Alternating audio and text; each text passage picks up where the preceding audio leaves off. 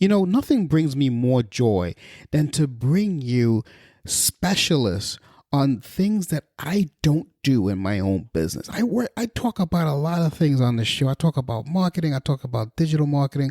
I talk about Facebook ads, Google ads, SEO, social media, etc., etc.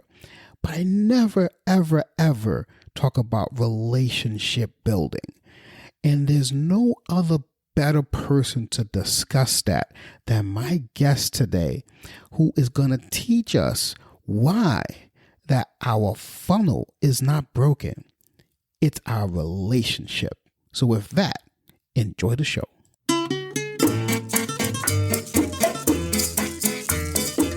Hello, and welcome to Marketing Solutions for Local Businesses, the podcast where you will discover all the latest and greatest digital marketing tools, tips, and strategies you will need to implement in order to stay ahead of your competition.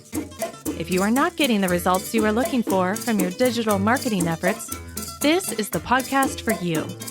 And now, here's the host of our show, the local business guy himself, Frank Deming. Hello, everyone. This is Frank Deming, the local business guy, and welcome to another episode of Marketing Solutions for Local Businesses. Happy Wednesday. Happy hump day, everyone. I hope you guys are having a rocking week thus far. Today, I have the privilege, as I said in the pre-intro, to introduce you to a person who I have deep respect for. Full disclosure, I just met her, but man, the stuff that she puts out is excellent. And today we're going to get into talking about funnels and how it isn't broken. And it's all about your relationship that's broken. And there's no other person better to talk about that than the great Breanna Gunn. Breanna, welcome to the show. Thank you for having me. Hey, I always like to interview people who are sharp and people who are doing great things out there in this industry. And you are certainly one of them. So that's why I wanted to extend. Careful, my ego might overinflate. Hey, man, it should. It's well-deserved.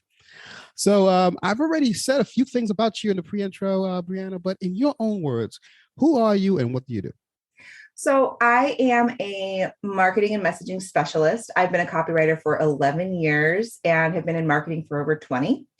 When I'm not dealing with marketing mishaps and fixing people's funnels, I play roller derby and I knit. Roller derby and knitting, huh? Yep. You got to have like one impactful, literally fun thing to do, and then one that keeps you warm. Those are like two things in the opposite side of the spectrum. We got to have a side conversation on that, maybe after the show. But anyway, let's dive in here into the content. I think we have a very interesting topic here that the people here will definitely, may or may not relate to. And if they're not relating to it, my hopes is that at the end of this episode, they will relate to. And as I said, no one better qualified to talk about it than you. So let's kick this off. I'm going to start you off easy, and then we'll probably get into some harder questions. How's that? So I'm totally down. I'm all into funnels. I'm a huge funnel person. I've been doing digital marketing since 2007. Mm-hmm. I used to build funnels. I've managed that whole thing. And I agree with you that the relationship sometimes can be broken. So why is building relationships so important? Well, you wouldn't walk up to someone in the park or the grocery store and be like, "Hey, I just met you. Let's get married." Mm-hmm. That's True. Weird. They'd be like, 911, hi. Yeah, this crazy person is bugging me. Like that would never fly in the real world. So in the online space, we make this assumption that relationship building is a different thing altogether. And it's the same freaking thing. It's not different. You have to establish yourself and introduce yourself. You need to start the conversation with, "Hi there, I'm Breanna. It's really nice to meet you. I'm a marketer. What do you do?" Right. I get it. Now, people I think, at least I hope, people normally can do that when they're out there networking. But how about online though? How do you, it's, I guess it's very tempting to go out and just say, "Hey, I've got this great product. I got the cure to cancer." Right. I want to sell it to you like today rather than get to know you. The hard part is if the market that you're going after doesn't know who you are and already trust you, that's a really hard sell, because now you sound like you're selling snake oil, right? Well, I am. Snake oil is good for cancer. You didn't know that? Oh my gosh, really? I'm done. Sold. But it's one of those things where you have to establish your authority, but you have to do it in a way that benefits the consumer. Right. In the online space, you don't have the benefit of saying, let's go grab a coffee and I'll tell you about myself. Let's sit on the bench of the park and shoot the breeze. We don't get to do that. So we have to create those instances of teaching and education inside the content and context of what we're putting out to the world. So I always follow something that I call the 80-20 rule. 80% education information, helpful tips, who you are as a company, what you do, why you do it, who you serve, and then 20% selling. Love it. Because totally agree. You and I both know that no one's going to buy on the first date, at least no one that you really want to work with. That's true. You have to do a little bit of legwork. Now, maybe they buy on the discovery call, but up to that point, they've had certain touch points with you. They've seen your posts on social media. They've read your emails. They've filled out a form. They've taken some kind of action, and it's been reciprocated by your continued conversation, right? You post more posts, you send more emails, you respond to their direct message. You're building a relationship, right? It's like playing a game of Jenga. Yeah, I like that game. I love that game. But if you think about it as your marketing tower, your foundation, you don't pull, unless you're my brother, you don't pull the bottom of the Jenga board out first. Typically, no. Correct. Typically, no. You can, but it destabilizes the entire tower, right? And then it becomes a very short game of Jenga versus a very long game of Jenga. Correct. And so when you are working on your marketing and in the online space, I would encourage you to take as many opportunities as you can to hop into a networking group, to hop into a space where you get to be face-to-face on Zoom or in person with people and practice making and building relationships, and then take those tenets and use them in your online content. We have to practice what we preach. Yeah, I agree. So let me ask you, I'm going to ask you for some nuggets here. Yeah. So, you said social media, I get it, but how do you build relationships? I mean, this is a one-to-many communication forum that we're talking about, right? So how do we capture that one person that we really want to attract, and how do we, do you have to do DMs with them to take it offline, or what's your suggestions on that? Oh, that's a good question. And it's a loaded one. So it honestly depends on the person. I've sold in the DM. I've taken people off of social media into an email conversation. I've taken them to text messages. You have to meet people where they are. So if they're on Instagram, for example, and they reach out and message you and say they're interested in your services, or they comment on your post, you're limited in the number of ways you can respond to that. Right? You can't call them on at home because you don't have their phone number, and it would be kind of weird. It'd be like proposing marriage again. So you have to meet them where they are. So you have a choice, right? You can respond in the actual thread of the comment where they commented first. You can reply in the thread and message them, or you can just message them. Those are kind of your three options. Right. And so you need to take a look at, what I always do is I go take a look at their feed and see what they're doing. Are they responding to comments heavily on their posts? If so, that might be where they're most comfortable. If I see a lot of comments without a lot of like, oh, that's a great comment, oh, this is, the responses, then I assume they probably are taking those comments and conversations into their DMs. Right. And then I try to mirror what they're doing, because one of the core tenets of conversation is mirroring, right? Not mimicking, but mirroring. You want to repeat the question back and parrot what they're saying and use some of those words that they're using to build trust. Right. And you can do that in the online space if you're smart about it. So if you, before you reach out and DM someone cold, do a little bit of research, whether it's on LinkedIn or Instagram or in email, take a look at how they speak, go look at their feed, pay attention to the words they use, and then use those words to build trust. Love it. Love it. Goosebumps. You just gave me goosebumps. Love it. Love it. There you go. So that's you said a mouthful there, and thanks for those nuggets. Those guys, you got to take up on that. That is the way to do it. And I love to hear, and this is why I always like to bring guests into the show, so you guys know that I'm not the only person talking about this. You see other people giving you the same advice that I've been giving you for these last 3 years that I've been doing this show. So hey, obviously, if there are more than one people talking about it, it's because we know what we're talking about. And Frank, repeating the same information in different ways helps you retain it better. Mm-hmm. Well said. So that's interesting, because the world is different. And as I said before we started talking about relationship, I built my business totally online. I never went networking. I did everything since 2007. I just went, I threw on a data capture page. That's what it was called back then. And I remember those. And I direct linked into Google AdWords and did all of that. Now, but back then, I used to do it because social media wasn't as prominent back then. I mean, it is everything now. The way I built relationships was via email, because I would go into my Aweber account, if you remember those guys. Oh yeah.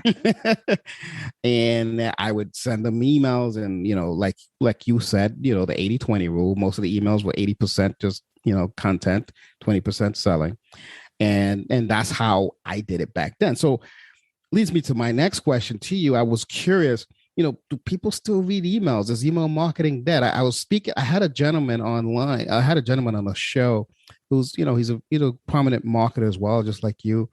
And, he loves email marketing still. What's your take on it? Do people still? I don't think it's dead. I think it's a tool that you can use in your arsenal if you use it properly.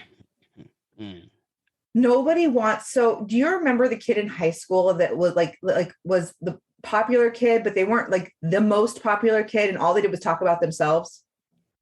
Yeah, that kid. Mm-hmm. We'll call him Joe. And Joe was great, but you could only handle being around him for a short period of time, because you were like, oh my God, I don't need to know what you had for breakfast today. 5 minutes.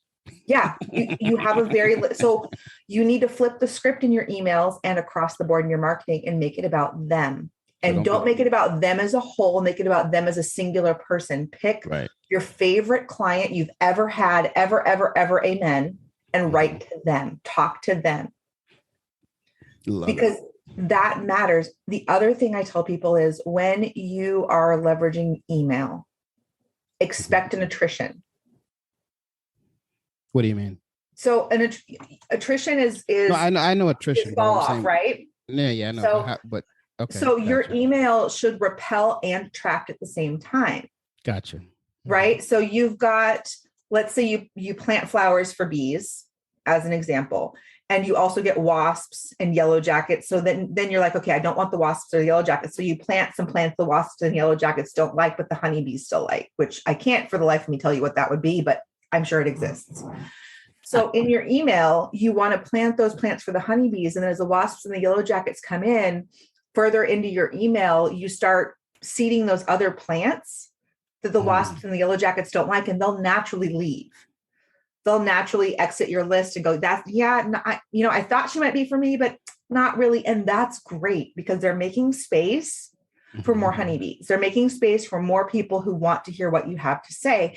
And if you get people on your list and you don't have any turnover whatsoever, you're not doing it right. Mm-hmm. You're not taking enough of a stand to piss enough people off that they want to leave. Not saying you should make people angry. I've never heard it explained that way. I've never heard someone say expect attrition. So well, you should. I mean, it's no, I love it. I'm just saying, I love it. I'm giving you, I think too many people freak out about it. They go, oh my God, I lost a subscriber. And they run and, the house is on fire. And it's like, wait. So here's what would have happened if that person had hired you. Mm-hmm. You would have had the attrition in the middle of the contract and you would have lost money. Mm-hmm. Because you don't Jenga together. You are playing Trouble and they're playing Twister, and it's not the same game. Yeah. They may have the same colors. That doesn't mean they're in any way related. So you have to expect, and the same thing with social media. Don't get your stomach in knots when you get people who are like, this is BS and I don't like this and blah, blah, blah. Great. You just figured out who your audience is not.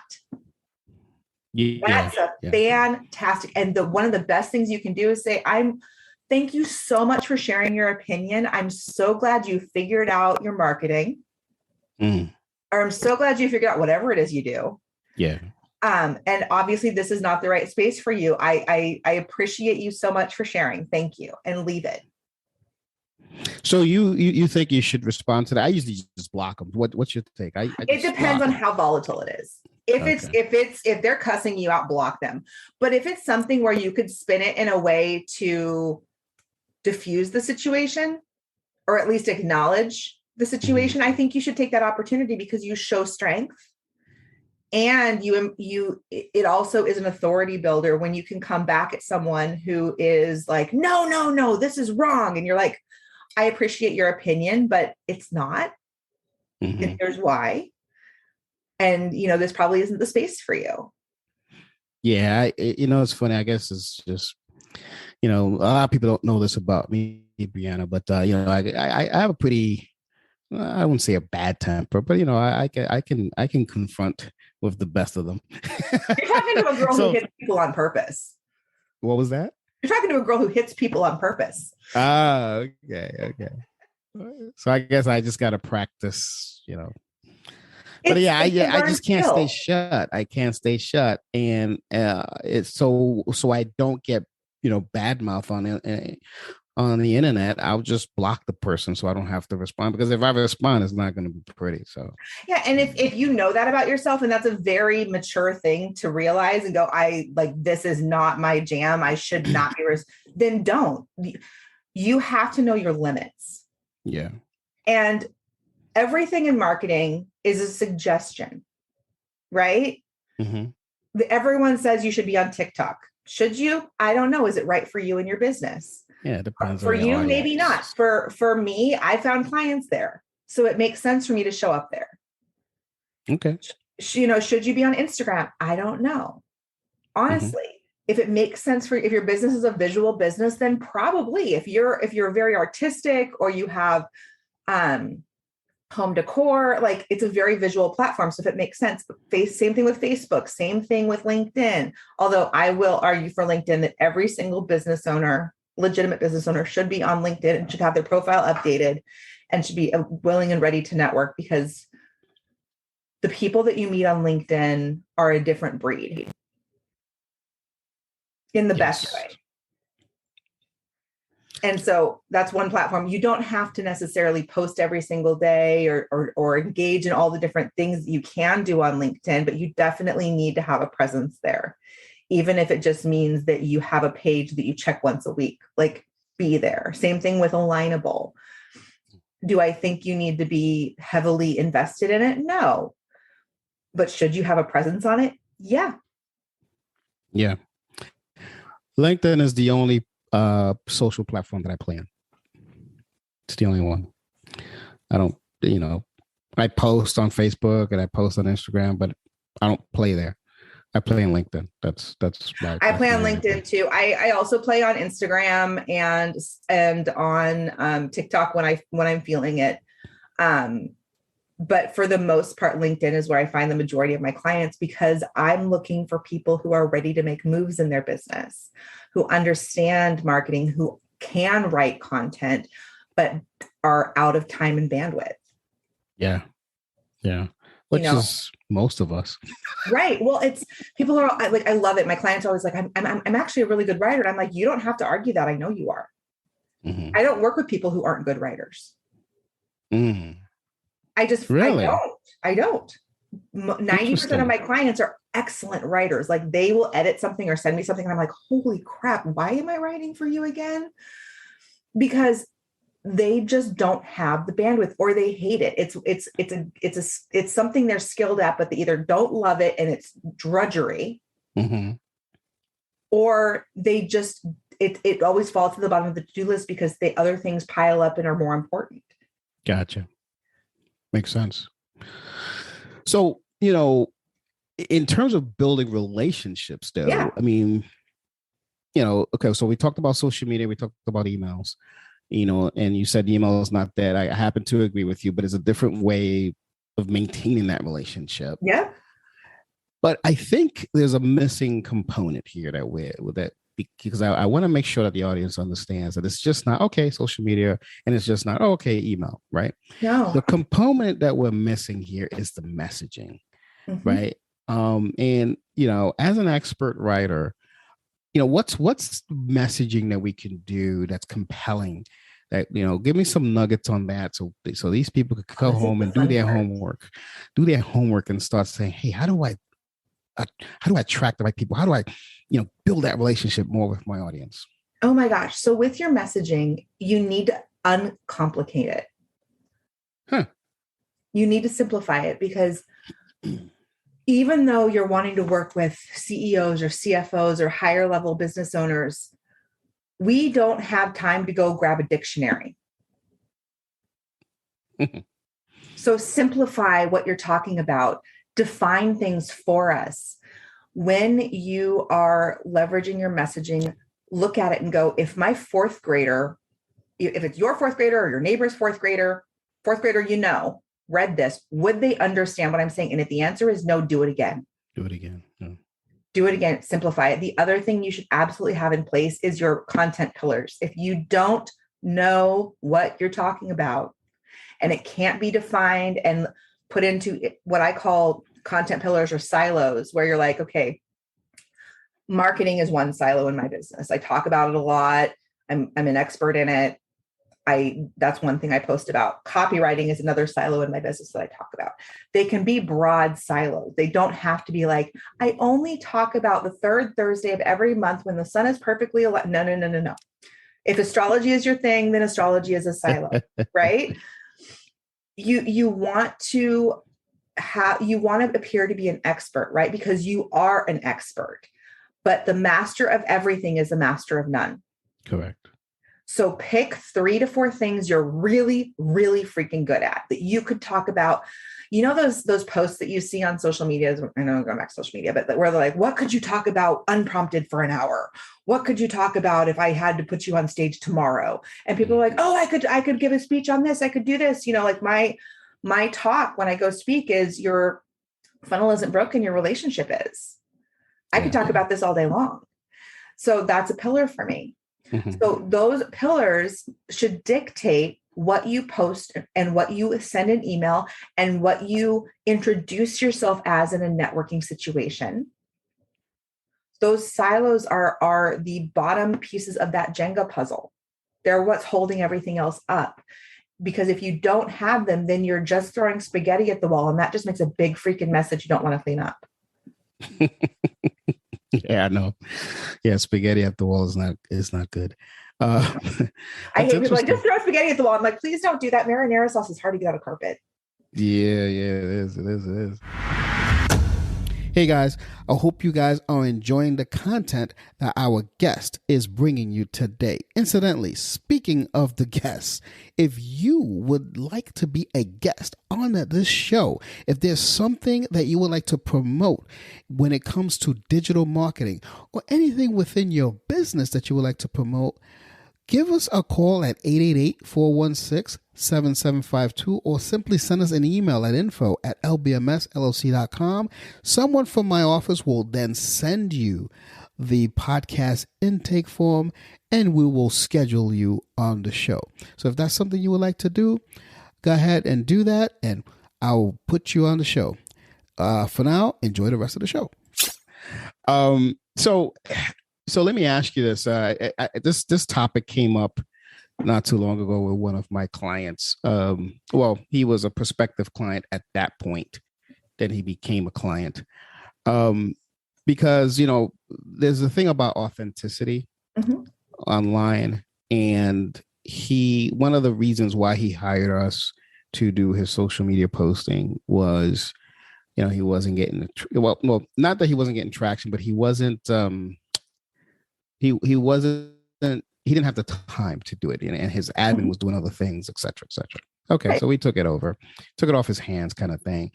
But we noticed in his past, he would use adult language, and we told him not to. So what's the take on that? Now, the reason why he used it is because that's authentically him. And he says that when people come to me, they're going to hear it.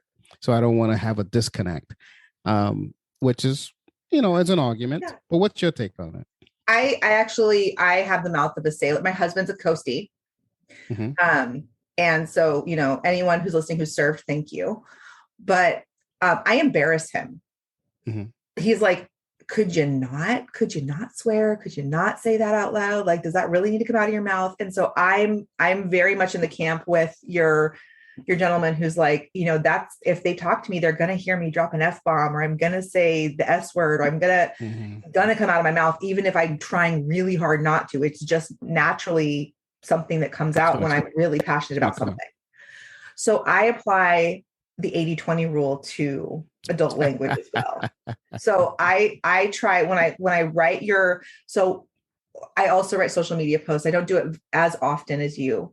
But when I'm writing them, I look at the holistic plan, right? So you've got your full 30-day plan, or your 2-week plan, or your 1-week plan. And I'm like, okay, are we using adult language 20% of the time or less? And when I'm using it, is it strategic? Am I dropping it in here because I can, or is it making an emphasis where it should? And if you're using it to emphasize things that really piss you off, or that really gets you excited, and it's expanding the feeling, like you can, if it makes it so that some of the best content that I've ever written or read is the content where you can hear them talking in your head. Right?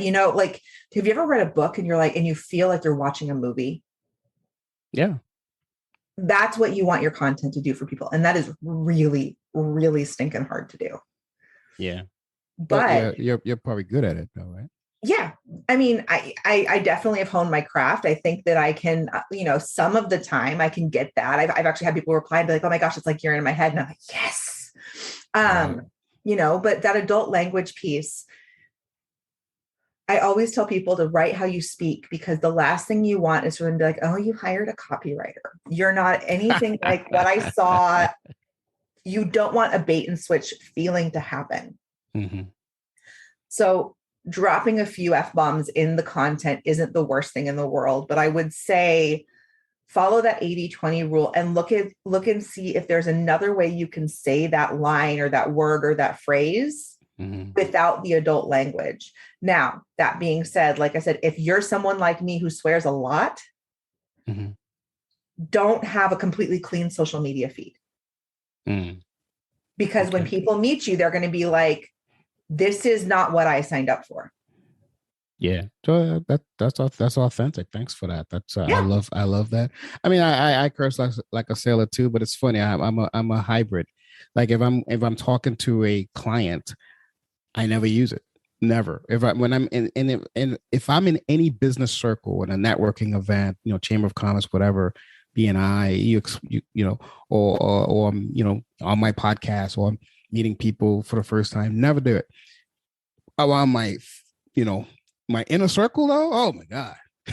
Yeah. And I try, I haven't dropped anything yet on this podcast. I'm pretty freaking proud of myself, actually. But because normally I'd be like, it would just come out of my mouth unintentionally. And so I do make a concerted effort, because I have 2 small children. They're not so small anymore. They're 7 and 11, but they parrot, right? So I've been trying over the last 11 years to not swear so much, because they parrot what they hear me say. And so I definitely don't swear like I used to, But if I didn't, I sent out an email yesterday with the F word in it. Okay. Because every time I wrote the word funnel, it auto-corrected to FUCKL. Really? I have no idea what was going on. I was literally like typing. I'm like, what?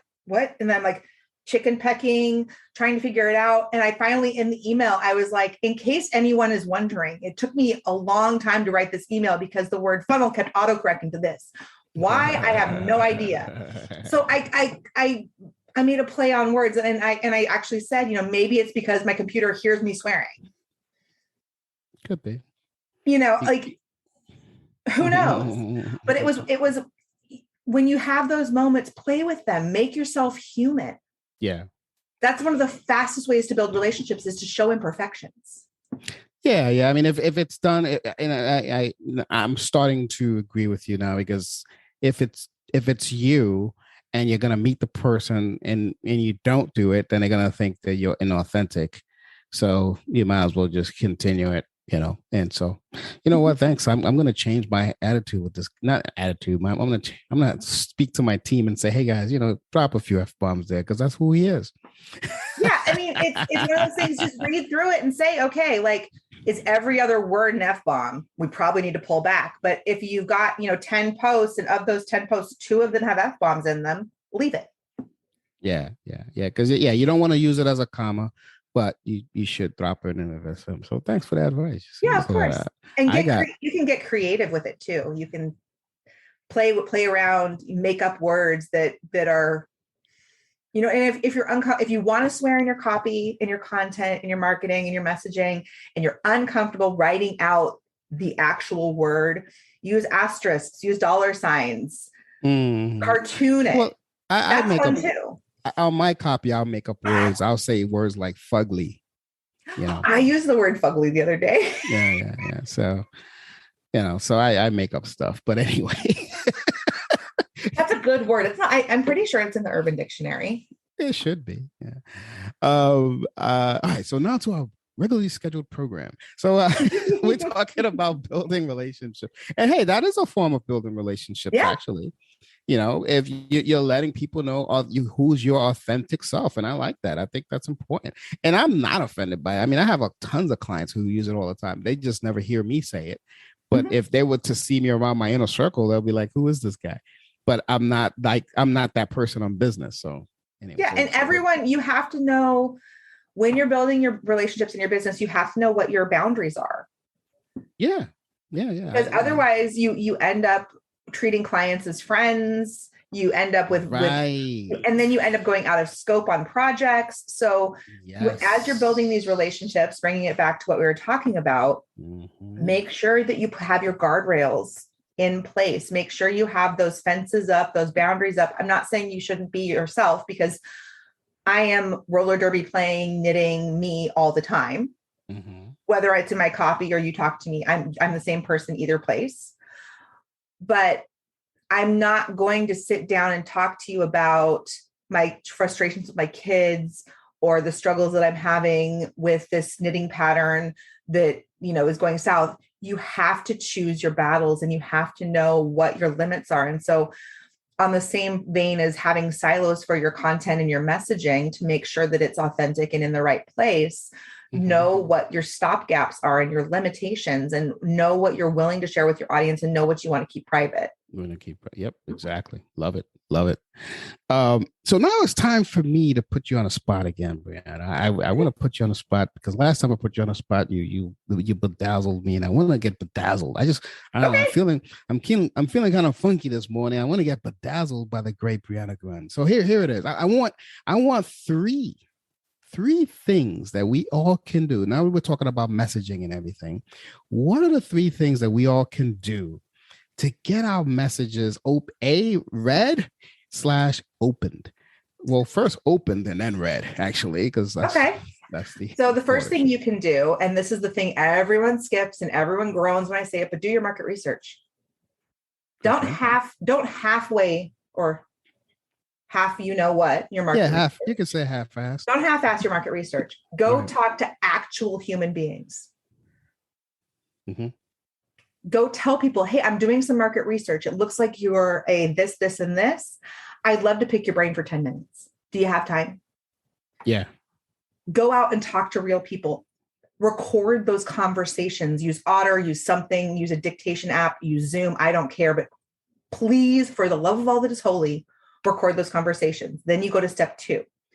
Use the words that the people you talk to used in your content, in your headlines, in your preview text. And for the love, use your preview text, because your preview text is actually the most read line in all of your emails.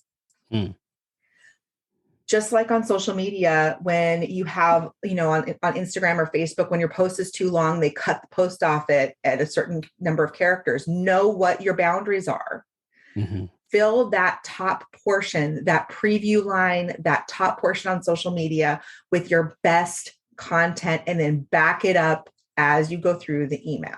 Right. Make that claim up front, because people are going to go, ooh, I want to know what this is. And the third piece is consistency.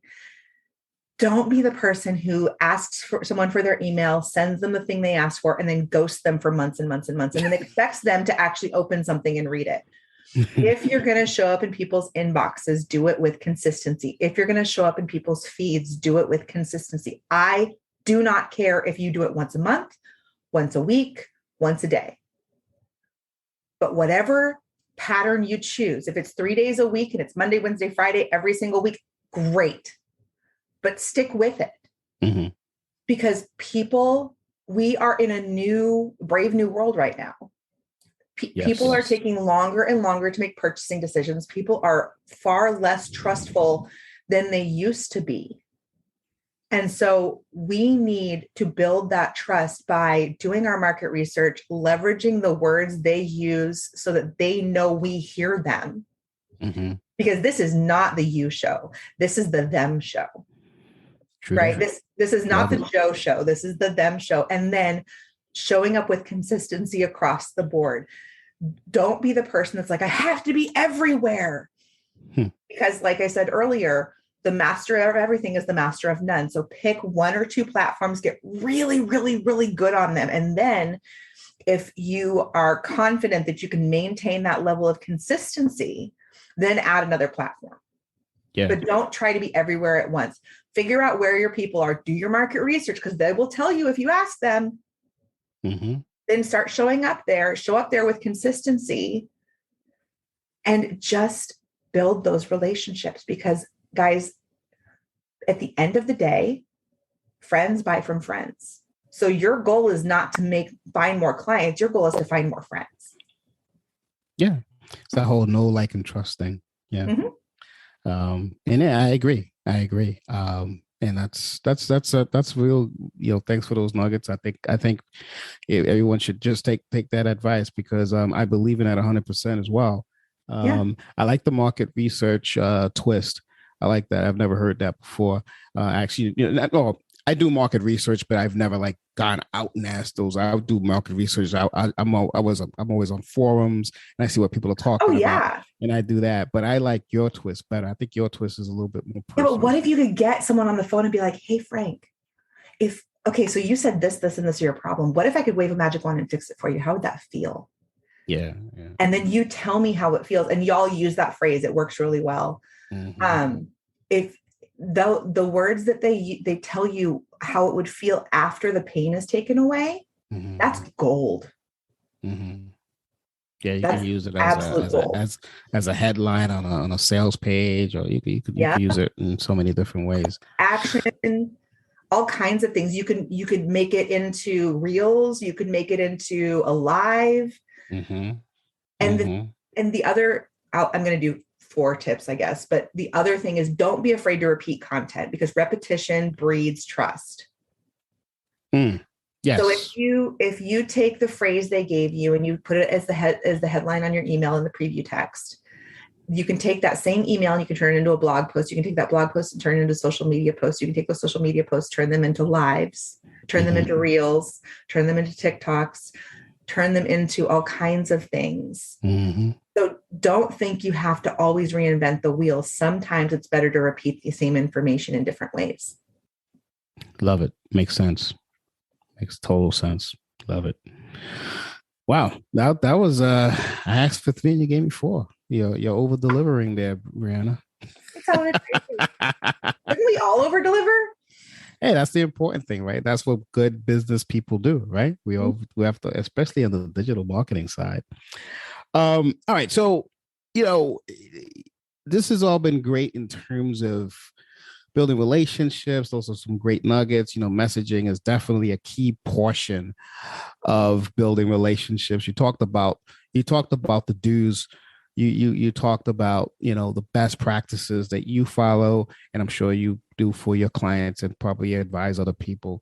But let's talk about some mistakes. Like, what are the most common mistakes that you can do that you've seen people doing when they're doing their marketing? Let's see what we can help people avoid, because sometimes that's a key thing too. Don't be Joe. This is not the you show. Nobody cares what you ate for breakfast unless you can tie it to a pain point or a solution for your client. Like, as you are reading your written content or listening back to a live you did, because your messaging extends beyond what's written on the page. It's literally your presence, right? Right. As you're listening back, as you're reading back, ask yourself, number one, did I provide a tip, trick, solution, or answer to a question that my ideal client has? Right. Number two, did I help them solve their pain in some way? Did I give them something they could leverage and use? And three, do I really need to include the story about my Aunt Harriet? Yeah, because Aunt Harriet was important in my life. Why not?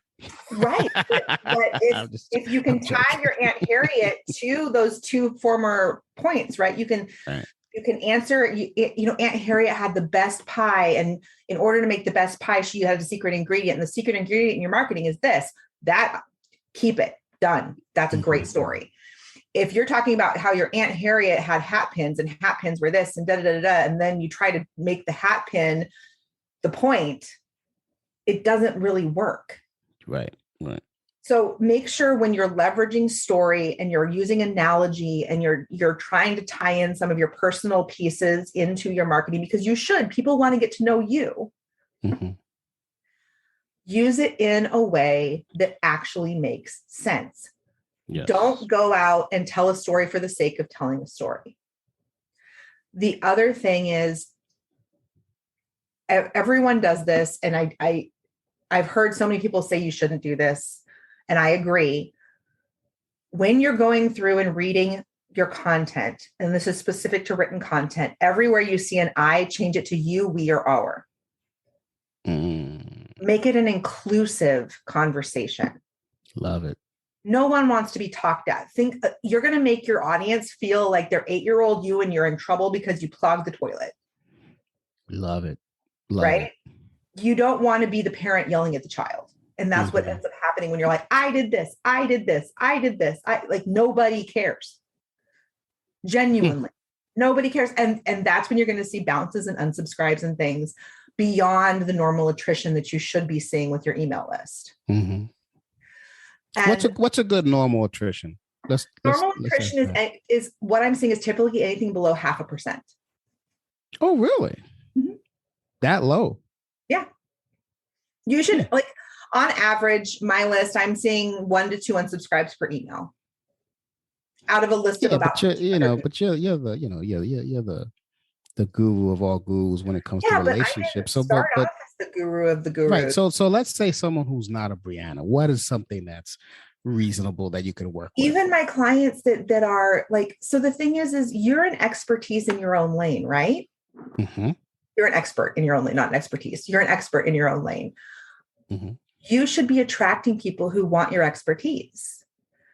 Correct. But oftentimes we end up with business by accident. We're like, I'm going to help this one client that I absolutely love do the thing. And then that client tells someone else about you, or someone else finds you, or you find another client. And now you have 2 clients and now you're serving them. Mm-hmm. Right.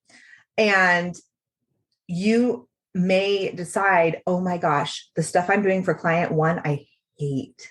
Mm-hmm. It's killing me. I love the stuff I'm doing for client 2. Yeah. I don't want any more clients like client one. I'll keep doing that work because I love her. Yeah. Until I can find someone to replace me, because I've realized that this is not the thing. And that's why we do my business by accident. We start our business thinking we're going to do one thing and we end up doing something completely different. I thought I was going to be a blogger. I started a health and wellness blog back in 2007 and made a lot of money doing it, ran Elite Blog Academy, did a whole bunch of things with blogging, only to find out that I absolutely hate it and it makes me want to stab my eyeballs out with forks. So I don't want to work with bloggers. I don't want to write blogs. I write blogs? Yes, but I write them in a way that feels good for me. I take the email that kicks butt and I turn that into a blog post. Oh man, I was just about to ask you if you want to write my blog for me. Oh, I'm just joking. Couldn't resist. Someone who's fantastic, I will happily hook you up. So it's one of those things where if you know you hate doing it, don't do it. If your business vehicle is driving in the direction of being a blogger or blog post writer, and you realize you actually want to write marketing, not that blogs aren't marketing, but you want to write sales pages, you want to write sales emails, you want to write media pitches, you want to do something completely different in a different lane. Now you've established yourself as this blogging person, and you have people on your list because you've been promoting yourself as this blogging person who aren't right for the next iteration of your business. That's why I say expect natural attrition, because as we grow and change and shift, especially as new business owners, you're going to have people on your list I have people who've been on my list for 7 years. I am not the same person I was 7 years ago. And my business is not the same as it was 7 years ago. I offer far less options and far less features and far less packages than I did. Right? 7 years ago, you talk to me, I'd be like, yeah, I can do all of that.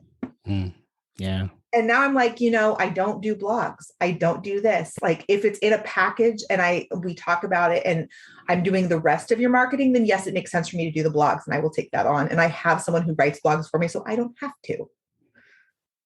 Right? So I've set myself up for success in that respect. Yeah. And so when you're looking at natural attrition, you have to remember that the people that joined you when you were first starting out are probably not the right people for your business right now. So anything less than 1% attrition is not going to get you in trouble with your CRM. Speaking. And if you're seeing more than 1% of people opting out, it's probably time to send out an email and say, hey guys, I noticed that a lot of you aren't connecting with my message anymore. Here is what I stand for and what I'm about. If you want to be here for those conversations, you don't have to do anything. If this is not your jam anymore, click here. Wonderful. Authentic. That's funny. It's like I'm speaking to the mirror image of me, because this is why I like you, because I'm like, he thinks like I think. It's great. I narrowed down my business so narrow now, as I don't even do like that client I was telling you about that we do the posting. The only reason why we do it is because he was he was a long time client. Because you really like him. Yeah, and he was also a long time client. He just wanted us to do this in addition. Right, but it's not the only thing you're doing for him. Oh no, I didn't. But I stopped doing social media. I stopped promoting. I don't do it because I don't get jazzed. I'm just not. Yeah, I don't do social media. I don't do blog posts. I kick butt at sales emails, funnels, all kinds of things. But I know where I shine. That's the beauty. And just like me, I just went purely lead gen. If it's not a lead gen thing, if it's not an ad for LinkedIn, an ad on Facebook, an ad on Google, or ad on YouTube, I don't want to touch it. That's how we're going to initialize. That's how we're going to initial our relationship. Going back to that word, we want to build a business relationship. Do you need any leads? Do you want me to generate leads for you? Let's start it. Now, if you want me to do something else for you after that, like create a website or a mobile app, we'll do other stuff. But our initial engagement needs to be out of lead generation. Other than that, I really don't, you're not going to find me. So I was scared to do that, but I find that after I did it, business took off. So here I am. That's the thing is when you niche yourself down enough to know what your golden goose is, what kind of golden eggs you lay, Mm-hmm. then you don't end up going down the chute like Veruca did, right? You end up like Charlie. You find all the wonderful things at the end of that trip where you've got the right kind of clients and you're doing the work you really love, and you're able to talk about your content pillars in a way that's awesome and passionate and exciting because you're excited about what you're working on.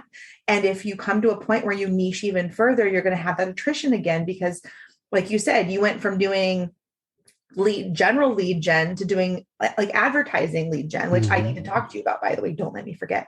But knowing what you're really, really good at only comes from experience. So if you're new to this game, if you're in this for less than 5 years, you may not know, Frank and I have been in this for a long time. We're kind of like grandparents of digital marketing, which I'm cool with. My grandparents were kick-ass people and they were super fun. We got to do all kinds of crazy things with them. But is that where you get your sense of humor? I mean, this is a very energetic. This is a very energetic woman, guys. She's awesome to talk to. I could talk to her all day long. Maybe that's where she gets it from.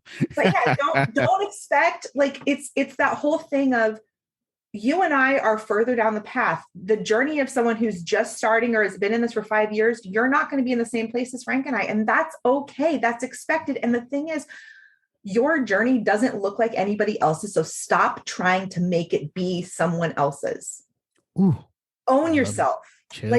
Own yourself. Be proud of who you are and in the way you think differently. If you disagree with Marie Forleo or Gary Vee or any of those big names, be proud of that. Yeah. Doesn't mean you have to go call them on the carpet, because punching up is probably not the best idea. Nope. But you can absolutely say, this is why I stand on this tenet and what makes me different, and be proud of it and own it. Stop trying to be someone you're not. Everybody's journey is different. Everyone's journey is different. So Breanna, I am going to, if with your permission, obviously, I'm going to give people your LinkedIn. I'm going to put them on the show notes and everything. So if anyone wants to get a hold of you, they'll be there. But I understand you have a gift for my listeners. You have a magazine of something. Share what that's all about. I put together a magazine called Copyright. It has tips and tricks for business owners at every stage. It's got, I wish I could give you all a physical copy, but it's the digital copy. You'll find things on lead gen, on actually writing in a voice that makes sense to your audience, collaboration over competition. There's some really, really great information in there. You can go to breannagunn.com/magazine and get your free copy. And the second issue will be out later this month. Awesome. Well, there you go, guys. Go and grab that right now. I know you guys are driving. Most of my listeners, by the way, Breanna, I did a survey, and they're in the morning commute. Most of my listeners are driving into work. That's so cool. It was like, I think it was like 68%. So don't go download it right now. Wait till don't download it right now. Yeah. Get to work, get to your destination, then download it. Great. So this has been really, really, really awesome. Breanna, thanks for coming. Is there anything I did not ask you that you think will benefit the audience before I let you go? Those of you, the only thing I would add is don't try to implement all of this at once. Pick one or two nuggets. Don't make the mistake of trying to do everything, because you're going to burn out and you're going to get frustrated. Pick one or two nuggets that you were like, ooh, that really resonated with me, and start doing that. And then as you get really, really good at that and it becomes rote and it becomes natural, then add more layers. That's awesome. Now, if there's any, I always ask you this, guys, if there's any episode that you do not want to not download, is this one. You want to download this one, because she did give a lot of nuggets, and I know you guys are driving. You don't want to miss it out. So when you get to your destination, you get home later today, listen to it after you download it. Write it down because it's going to help you a lot. So with that, I am going to put an end to this episode. This has been Frank Deming, the local business guy, and you've just been blessed by the great Breanna Gunn. Take care, everyone. Until next week. Peace out. Thanks for listening to another episode of Marketing Solutions for Local Businesses, the podcast where you will discover all the latest and greatest digital marketing tools, tips, and strategies you will need to implement in order to stay ahead of your competition. Don't forget, any links that were mentioned during the broadcast will be available to you in the show notes, so be sure to grab them while you have the chance. Incidentally, if you have any topics that you would like for us to discuss on the show, be sure to send an email to the email provided in the show notes, or click the Contact Us link and let us know what topic you would like us to help you with, and we'll be sure to add it to our schedule. If you would like for Frank and his team to look at your digital marketing presence and give you a free evaluation, simply click the Request a Free Consultation link in the show notes to get a hold of them. That being said, until our next episode, make it a successful digital marketing day. Peace out.